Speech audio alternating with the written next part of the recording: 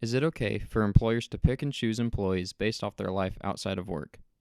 Many people debate this topic every day. Social media has an enormous impact on society and is used by nearly everyone in the world. People post their hobbies, their family, their beliefs, and all kinds of fun things happening in their life on social media. A lot of employers use this as a way of getting to know the candidates they're considering for hire. There's a lot of debates over if this is ethical or not. Here's why employers should be allowed to do this. First off, the most obvious reason employers should be allowed to view an employee's social media account as part of the screening process is because it will help them to easily identify undesired qualities in a candidate. Many candidates may appear one way in an interview, but have an irresponsible lifestyle. When companies look for people to hire, they're looking for representatives of the company, and this is a very important factor to consider when choosing an employee. Companies do not want people showing off their company in a bad light when they're off the clock. When choosing a new employee, companies have to be very careful of who they may be hiring, and checking a candidate's social media account is simply another means of caution. Not everything is entirely based on this, but it is a good place to look for potential red flags. As quoted from Ben Moons, the CEO of Fama, toxic behavior drives down productivity and innovation.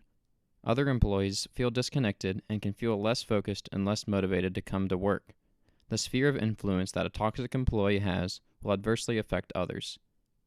We can see from this quote, written by the CEO of the successful company Fama, what kind of costly outcome may occur when companies end up hiring an employee who is the wrong fit.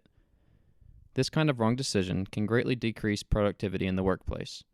The use of social media to screen applicants is just another way of making sure this kind of poor choice isn't made. Not only does the use of social media screening impact employees in a negative way, but it also benefits employees by helping employers discover desirable skills that would otherwise go unheard of. Some employers may discover that a candidate they want to hire might be a really good writer. This also helps employers to see different skills that employees have from hobbies they participate in. For example, if someone is being considered to run a social media account for their promotion skills, and an employer discovers that they're also a really good photographer and/or writer by looking at their social media, this may make them a more likely choice over other candidates. This is just one example, but there are many scenarios where someone's social media may make them more desirable to an employer. According to a survey done by CareerBuilder, more than 44% of employers have found content on a social networking site that caused them to hire the candidate. This shows us that the use of social media screening actually significantly helps an employee's chance of being hired. Companies are not just looking to find things that are wrong with the candidates applying for a job, but they just want to get to know their candidates and make sure they're a good fit. Some people may argue against the idea of using social media as a source for screening job applicants.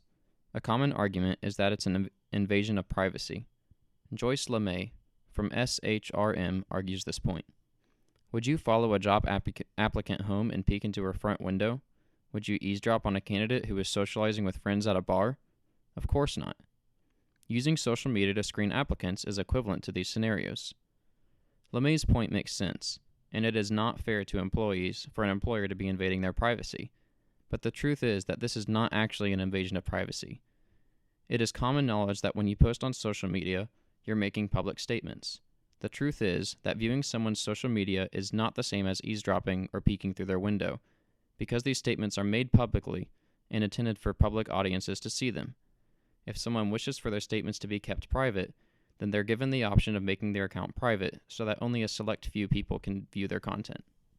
In conclusion, there are many reasons as to why employers should be allowed to view their employees' social media as a means of reference.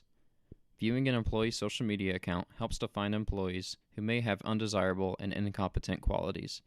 And in the same way, it may also help employers discover unknown skills that employees may have. Employees can also choose to keep their social media accounts private if they do not wish for the public to see their content. In short, the people have a choice over this situation, and by choosing to make your content public, you're enabling your post to be viewed by your employers among many other people. Employers should be allowed to view their employees' social media content as a source of influence.